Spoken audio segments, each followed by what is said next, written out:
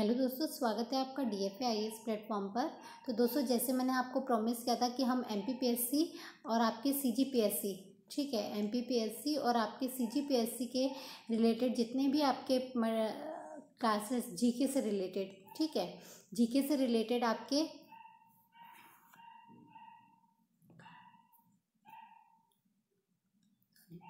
तो आपके जीके से रिलेटेड चाहे वो सीजीपीएससी हो, ठीक है, या आपके एमपीपीएससी हो या एमपी व्यापम हो या सीजी व्यापम हो, इनसे रिलेटेड जीके से रिलेटेड सीजी और एमपी स्पेशली इनकी एक वीडियो लेक्चर से स्टार्ट करेंगे।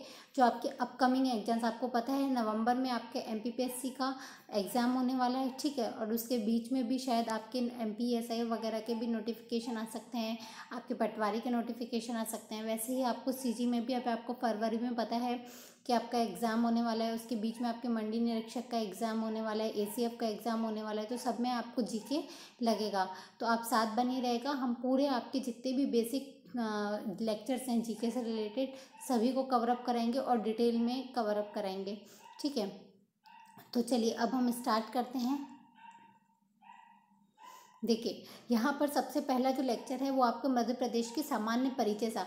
अब आप सोचेंगे कि अब आप क्वेश्चन उठाकर देखिए, पिछले 1-2 साल में तो सामान्य परिचय से क्वेश्चन हमेशा आते हैं या ना, मतलब ना के बराबर आते हैं। अगर पूछ लिया तो एक आध क्वेश्चन पूछ लेगा, अदरवाइज इसमें से क्वेश्चन इतने नहीं बनते हैं।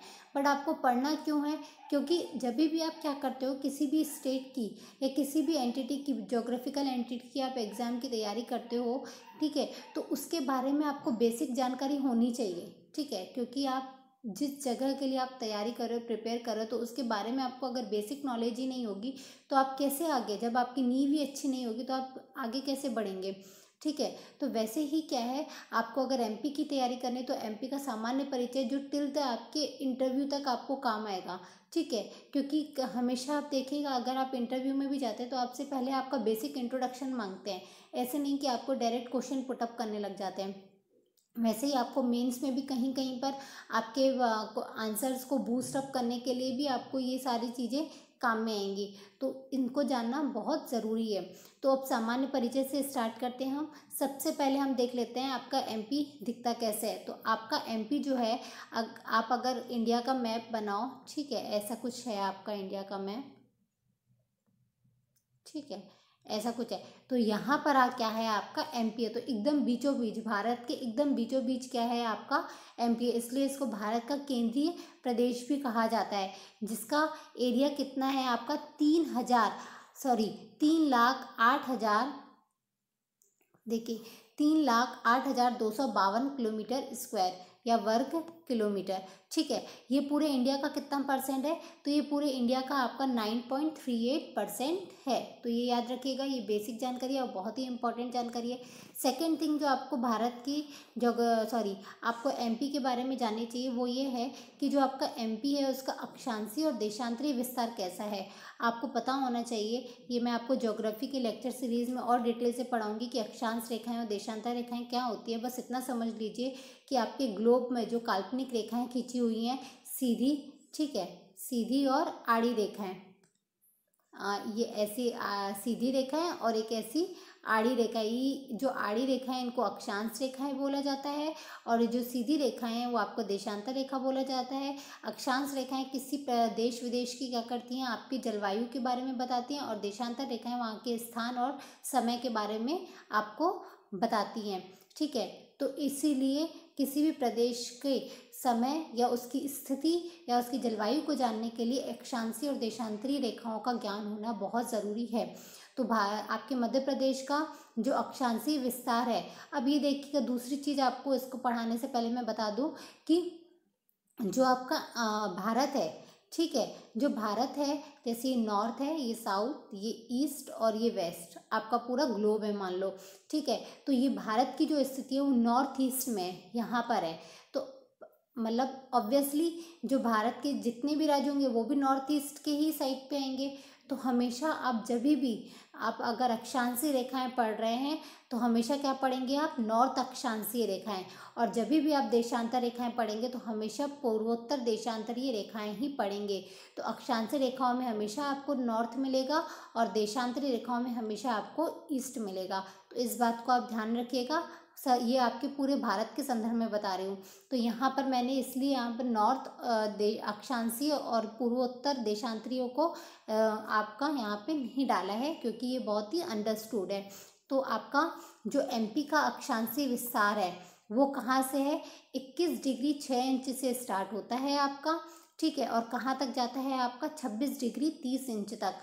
वहीं अगर आप देखेंगे कि आपका जो देशांतरीय विस्तार है वो आपके 74 डिग्री 9 इंच से लेकर आपका कहाँ तक जाता है, तो आप देखिए आपका पूरा ये 82 डिग्री 48 इंच तक जाता है। तो ये बहुत ही इम्पॉर्टेंट है। इसमें आपको क्वेश्चन ये रट तो लेते हैं, ठीक है, ये नंबर हमेशा रट लेते हैं लोग, लेकिन यहाँ पर अब क्वेश्चन कैसे घुमा देता है, नॉर्थ और ईस्ट में घुमा देता है। तो इस बात को मैंने आपको पहले ही क्लियर कर दिया है कि हमेशा जो अक्षांशीय विस्तार होगा वो नॉर्थ अक्षांशीय होंगे और जो देशांतरी होगा वो हमेशा क्या होगा, पूर्व होगा, ठीक है। अब हम आते हैं अपने नेक्स्ट पॉइंट पर। देखिए फर्स्ट पॉइंट है आपका कर्क रेखा। तो आपको ये पता होना चाहिए कि भारत के एकदम बीचों बीच से क्या निकलती है, आपकी कर्क रेखा निकलती है। तो भारत के बीचों बीच कौन सा प्रदेश है, आपका मध्य प्रदेश है। तो ऑब्वियसली मध्य प्रदेश से भी क्या होगी, बीचों बीच आपकी एक कर्क रेखा निकलती है। ये मध्य प्रदेश के टोटल 14 जिलों को क्रॉस करती है। तो इन 14 जिलों के बारे में आपको ज्ञान होना बहुत ज़रूरी है, जिनको मैंने यहाँ पर लिख लिया है। एक बार मैं आपको पढ़ के सुना देती हूँ, जिसमें रतलाम, उज्जैन, ठीक है, रतलाम हो गया, उज्जैन हो गया, आगर मालवा हो गया, ठीक है, रायगढ़ हो गया, भोपाल हो गया, विदिशा हो गया, रायसेन हो गया, ठीक है, सीहोर हो गया, सागर हो गया, दमोह हो गया, जबलपुर हो गया, कटनी, उमरिया और शहडोल। ये टोटल जिले हैं जिनके बीच में से क्या होती है, कर्क रेखा आपकी निकलती है। जैसे आपका क्वेश्चन आता है, देखिएगा भारत के संदर्भ में कि ऐसे कौन कौन से राज्य हैं जिनमें से कर्क रेखा गुजरती है, वैसे ही आपके इनमें आपके जिलों में आ सकता है कि कौन कौन से जिलों से आपकी कर्क रेखा गुजरती है। आपको मैं क्वेश्चंस भी बताते जा रही हूँ कि कैसे क्वेश्चंस अराइज होते हैं, ठीक है। विकल्प दे देगा 4, बताइए इनमें से कौन सा ऐसा जिला है जिनमें से कर्क रेखा गुजरती है कि नहीं गुजरती है। तो जब आपको 14 जिलों के बारे में ही पता नहीं होगा तो आप कैसे पढ़ेंगे, ठीक है। तो इन 14 जिलों को याद करना ज़्यादा बेटर है। फिर हम चलते हैं आपकी ढाल। आपकी जो मध्य प्रदेश की जो ढाल है वो किस तरफ है, उत्तर की ओर है, क्योंकि आपको पता होना चाहिए यहाँ पर आपके सतपुड़ा पर्वत रेंज है। तो इनकी जो ढाल है वो बेसिकली, क्योंकि इसका एक बहुत अच्छा एग्जाम्पल भी है, क्योंकि यहाँ देखिए आपके मध्य प्रदेश को नदियों का मायका कहा जाता है। बहुत सारी नदियों का उद्गम आपके मध्य प्रदेश से होता है और ये सारी की सारी कहाँ पर, या तो यमुना में जाके मिलती हैं या तो गंगा में जाके मिलती हैं, ठीक है, या तो आपकी यहाँ से क्या हो जाती हैं, नर्मदा वगैरह ये क्या हो जाती हैं, आपके अरब सागर में जाके गिर जाती हैं, ठीक है। तो इसका ढाल जो है वो कहाँ पर है, उत्तरमुखी, नॉर्थ के साइड है। फिर नेक्स्ट है आपका कौन सा पॉइंट है कि पूर्व से पश्चिम, ठीक है, पूर्व से पश्चिम में आपका 34 मिनट लगता है। ये बात आपको तब समझ में आएगी जब आप देशांतर रेखाओं का ज्ञान बहुत अच्छे से करेंगे, क्योंकि मैंने आपको बताया कि जो आपकी देशांतर रेखाएं हैं वो क्या करती हैं, आपके किसी भी जोग्राफिकल एंटिटी की, जोग्राफिकल भाग की, भौगोलिक जो आपकी प्रदेश होता है उसकी क्या बताती हैं, आपके समय और स्थान के बारे में इंगित करती हैं। तो 34 मिनट आप देखेंगे, जो आपके मध्य प्रदेश का सबसे पूर्वोत्तम जिला है सिंगरौली, ठीक है, और जो सबसे आपका पश्चिमतम जिला है अलीराजपुर वगैरह, इनके बीच की जो दूरी है, मतलब यहाँ से यहाँ तक आते आते आपको समय में 34 मिनट की क्या लग जाएगी, आपको मतलब एक टाइम डिफरेंस मिलेगा, ठीक है। ये आप जब देशांतर रेखाएं पढ़ेंगे तो बहुत अच्छे से ज़्यादा क्लियर होगा ये कॉन्सेप्ट। बस इतना याद रखिएगा, पूर्व से पश्चिम की ओर 34 मिनट का क्या है आपका अंतर है समय को लेकर। फिर है आपका कि मध्याह्न रेखा केवल और केवल क्या है, सिंगरौली जिले से निकलती है। यहाँ कहीं से आपकी मध्याह्न रेखा निकलती है, ये ऐसे सीधी, और यहाँ पे आपका सिंगरौली जिला पड़ता है। तो सिंगरौली जिले के से निकलती है आपकी कौन सी, आपकी कौन सी मध्याह्न रेखा निकलती है। फिर है आपका कौन सा, राजकीय।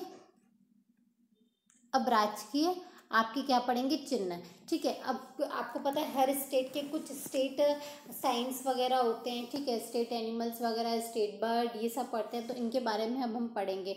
ठीक है, तो राजकीय चिन्ह, तो 24 स्तूपों आकृति के अंदर। ठीक है, पहले तो आप यह देख लीजिएगा कि आकृति कैसे 24 स्तूप बने हुए हैं। 24 स्तूपों के अंदर आपके एक वृत्त है, वृत्त में आपका क्या है, गेहूं और धान की बालियां हैं। यही आपका क्या है, आपके राजकीय चिन्ह की पहचान है।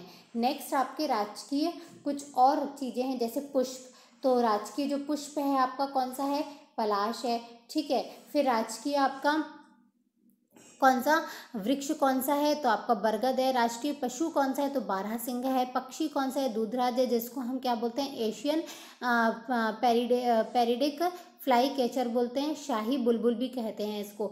तो शाही बुलबुल के नाम से भी कभी कभी ऑप्शन आ जाता है, तो कंफ्यूज मत होइएगा, दूधराज को ही क्या बोला जाता है, शाही बुलबुल कहा जाता है। नदी कौन सी है, राजकीय नदी नर्मदा है। राजकीय नाट्य आपका नाच है। फिर राजकीय नृत्य आपका राई है। राजकीय गान आपका मेरा मध्य प्रदेश है। ठीक है, जिसको लिखा किसने है, तो महेश श्रीवास्तव ने लिखा है। ये बहुत ही इंपॉर्टेंट क्वेश्चन है। फिर है आपका खेल, राजकीय खेल जो है वो आपका कौन सा है, मलखम्ब है।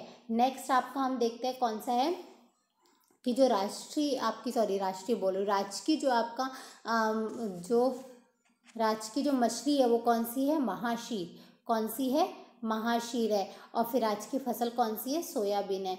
फिर हम आते हैं नेक्स्ट पॉइंट पर अपने की राज्य विधायिका।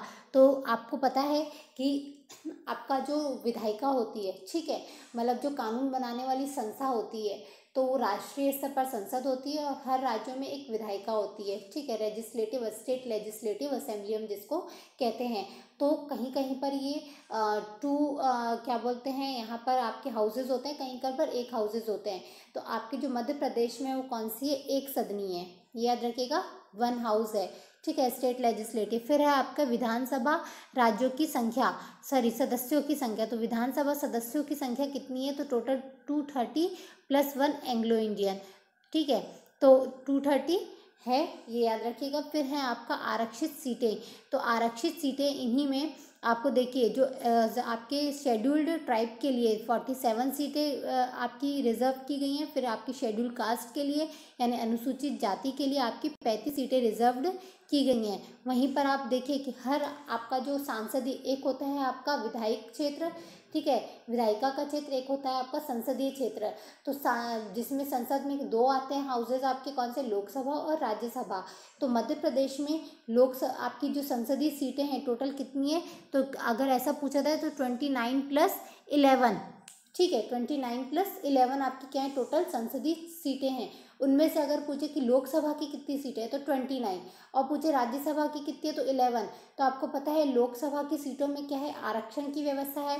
तो फिर ये पूछे कि लोकसभा में आपकी आरक्षित सीटों में कितनी सीटें हैं, आरक्षित कितनी सीटें हैं, तो फिर आप क्या करेंगे, 4 + 6 यानी 10। अगर पूछे कि शेड्यूल्ड कास्ट के लिए कितनी आरक्षित सीटें हैं, तो 4, और शेड्यूल्ड ट्राइब के लिए कितनी आरक्षित सीटें हैं, तो आपकी 6। तो मैंने आपको हर तरीके के क्वेश्चंस बता दिए कि कैसे आपके क्वेश्चंस अराइज होते हैं, और आपको ऐसे ही पढ़ना है। ठीक है, बस आपको ऐसे नहीं पढ़ते जाना है कि आरक्षित सीटें 4 और 6 हैं। आपसे क्वेश्चंस कैसे भी घुमा फिरा के पूछे जा सकते हैं। ठीक है, तो लोकसभा की सीटों की संख्या कितनी है, 19 है, जिसमें से आरक्षित सीटें 10 है।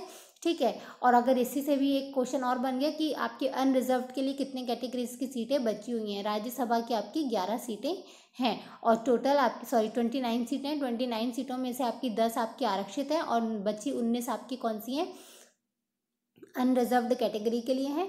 और बाकी अगर पूछे संसदीय क्षेत्रों में कितने क्षेत्र हैं, तो 29 + 11। तो ये हो गया आपका टोटल कितना, पूरा आपके जो बेसिक इंट्रोडक्शन था आपके एमपी का, उसका फर्स्ट लेक्चर। बेसिक इंट्रोडक्शन का अभी और भी चीज़ें हैं, ठीक है, तो उनके बारे में एक सेकेंड आपका लेक्चर अपलोड होगा बेसिक इंट्रोडक्शन के लिए।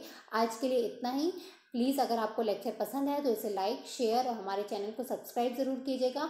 और सॉरी, आपको इतने दिनों से लेक्चर्स जो नहीं मिल रहे थे, अब हम ये कोशिश करेंगे कि आपको रोज़ डेली बेसिस पर आपके सीजी और एमपी से रिलेटेड, आपके जीके से रिलेटेड क्वेश्चन, आपको जो लेक्चर्स हैं और बहुत ही इंपॉर्टेंट है, आपको इनके अलावा कहीं और से पढ़ने की ज़रूरत नहीं है। अगर आप प्रीलिम्स या एमपी व्यापम या एसआई वगैरह की तैयारी कर रहे हैं तो प्लीज़ आप भरोसा रखते हुए आप हमारे साथ पढ़ते चलिए, और हमारे चैनल को सब्सक्राइब ज़रूर कीजिएगा।